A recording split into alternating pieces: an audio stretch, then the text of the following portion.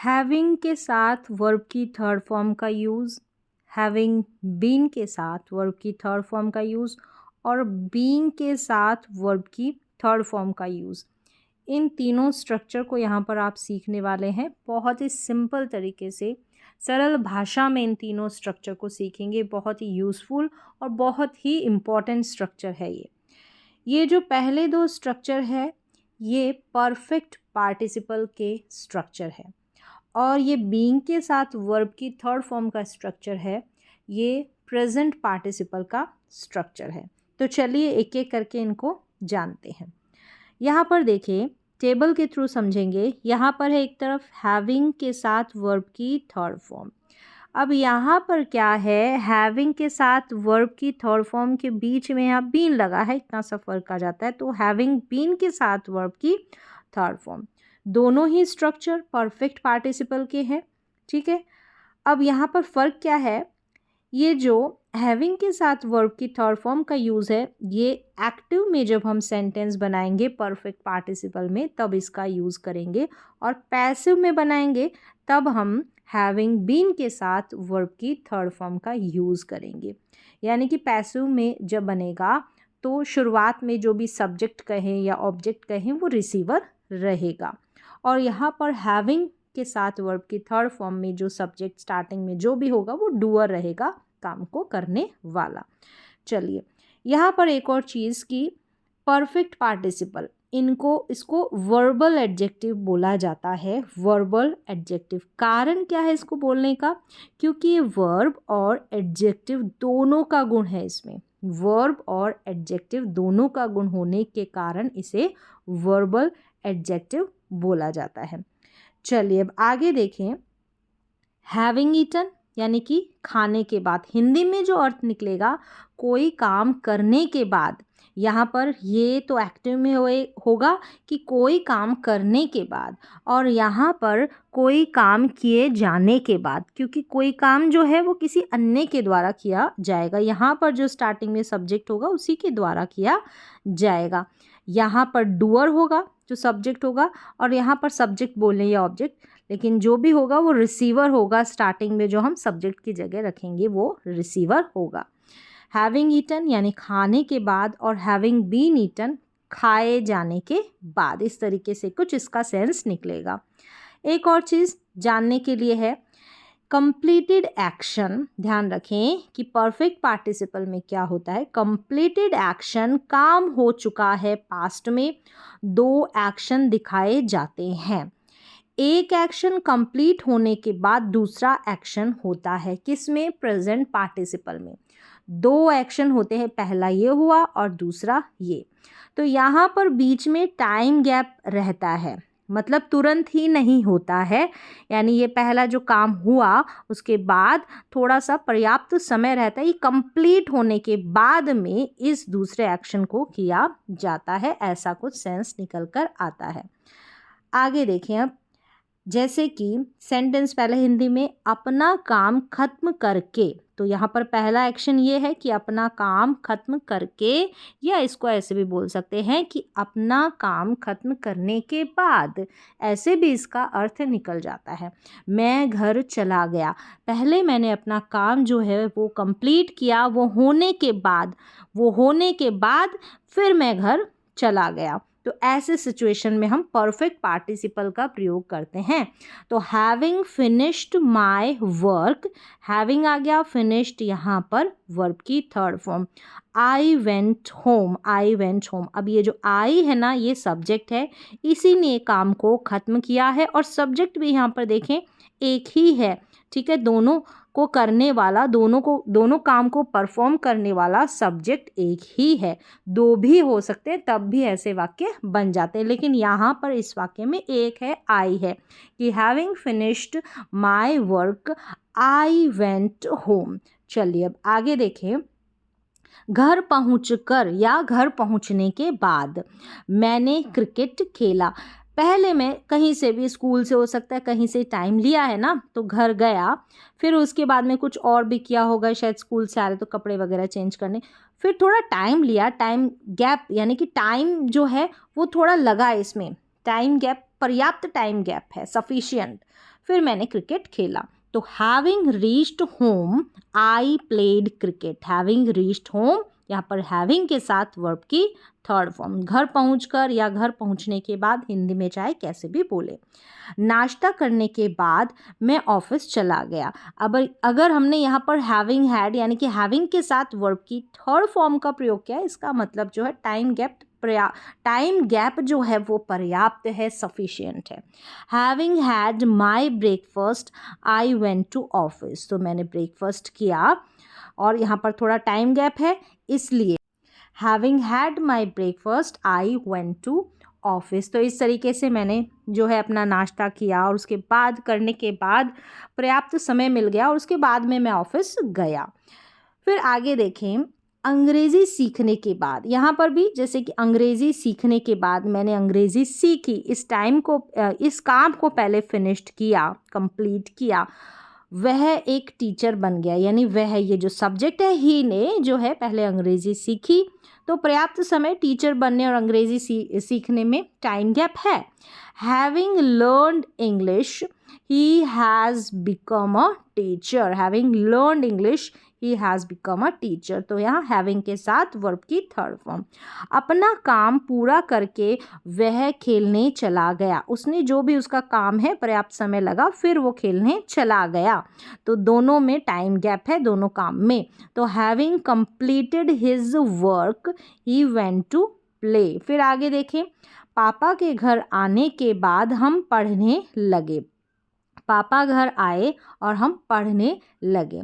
यहाँ पर देखें, father having come home we started studying. तो यहाँ पर ऐसे सिचुएशन में आप ध्यान रखें, कंफ्यूज ना हो।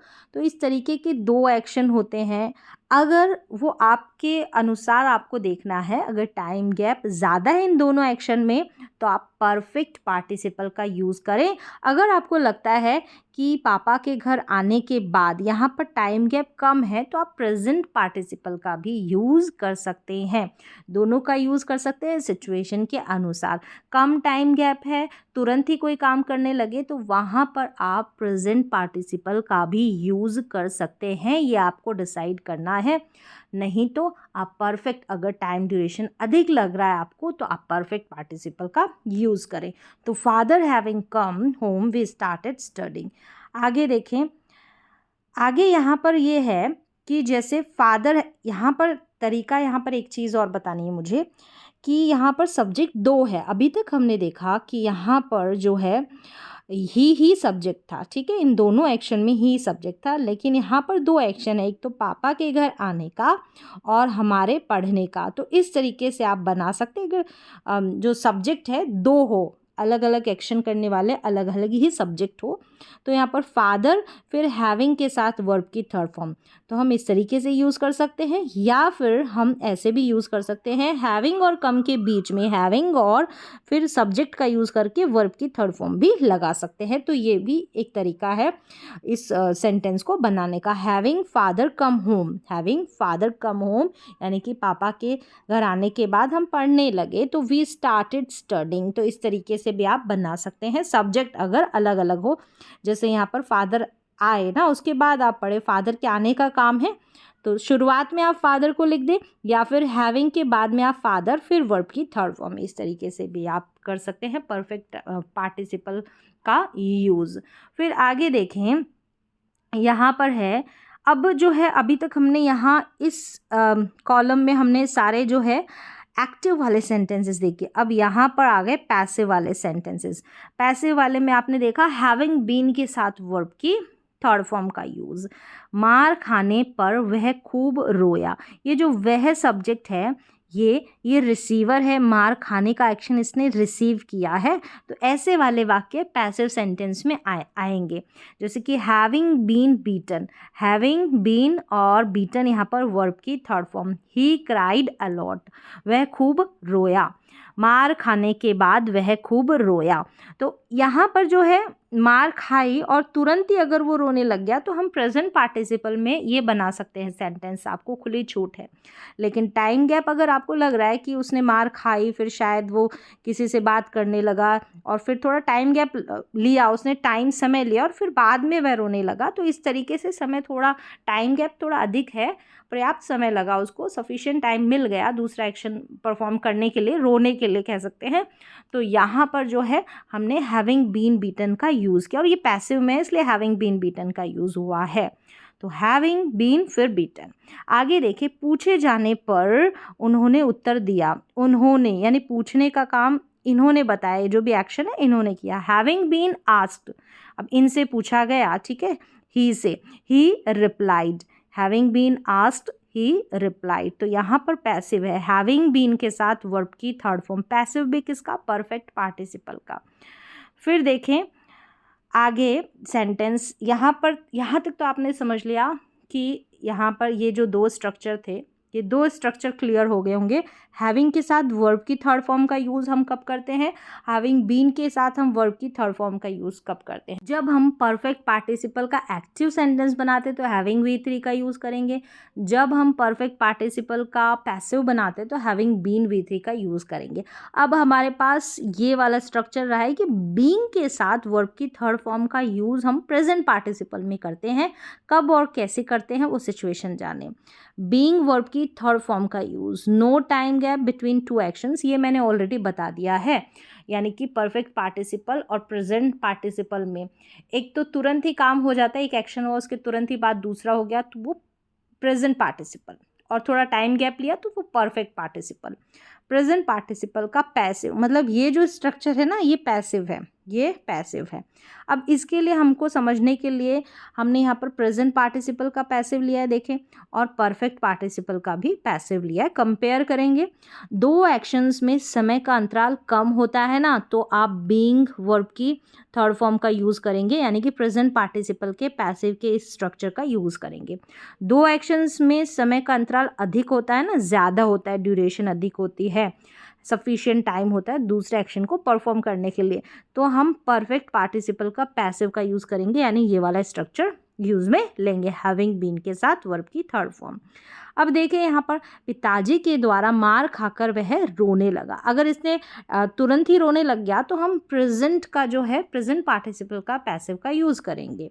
जैसे कि पिताजी के द्वारा मार खाकर, यानी कि वह रोने लगा और इसी ने मार खाई, तो बीइंग बीटन ये पैसिव है, being beaten by his father.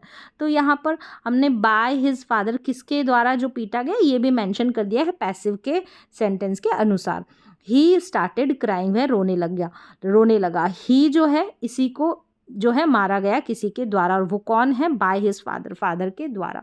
तो यहाँ पर प्रेजेंट पार्टिसिपल वाला पैसिव सेंटेंस वाला स्ट्रक्चर लगा दिया है। अब यहाँ पर देखें, शिक्षक द्वारा टीचर द्वारा पनिश किए जाने पर मुझे दुख हुआ। तो यहाँ पर शिक्षक यानी कि टीचर ने क्लासरूम में मुझे पनिशमेंट दिया, हो सकता है कि जो मुझे दुख हुआ, मुझे सॉरी फील हुआ, वो घर जाने के बाद हुआ, उसके बाद काफ़ी सारी क्लासेस ली मैंने, फिर तो टाइम गैप ज़्यादा है, तो ऐसे सिचुएशन में हम क्या करेंगे आपको डिसाइड करना है। तो हम परफेक्ट पार्टिसिपल का जो पैसिव वाला स्ट्रक्चर है उसका यूज़ करेंगे। एक्टिव की बात होती है तो एक्टिव का यूज़ करना है, लेकिन यहाँ पर इन दोनों का कंपैरिजन करके हम देख रहे हैं ना, यानी कि बीइंग वर्ब की थर्ड फॉर्म और हैविंग बीइंग वर्ब की थर्ड फॉर्म, बीन वर्ब की थर्ड फॉर्म। तो यहाँ पर शिक्षक द्वारा पनिश किए जाने पर मुझे दुख हुआ, हैविंग बीन पनिश्ड, और बाय टीचर, अब पनिश्ड किया मुझे, आई को, है ना, किसने किया, टीचर के द्वारा हुआ, तो बाय करके हमने जिसके द्वारा एक्शन परफॉर्म हुआ उसको भी मेंशन किया है पैसिव के अनुसार। और हम चाहे तो नहीं भी कर सकते, ज़रूरी नहीं है कि हम मेंशन करें, बस समझाने के लिए यहाँ पर मैंने मेंशन किया ताकि आपको ईजिली समझ में आ जाए कि ये पैसिव है। तो having been punished by teacher, तो हैविंग बीन के साथ में वर्ब की third form, I felt sorry.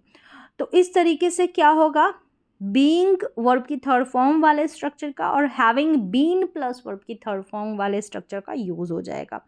तो उम्मीद है मैंने बहुत सिंपल तरीके से कंपैरिजन के साथ टेबल के थ्रू समझाने की कोशिश की है। तो हैविंग, ये जो तीनों स्ट्रक्चर है, हैविंग वर्ब की third form, having been verb की थर्ड फॉर्म और बीइंग के साथ वर्ब की थर्ड फॉर्म का यूज़ हम कब और कौन से सिचुएशन में करते हैं।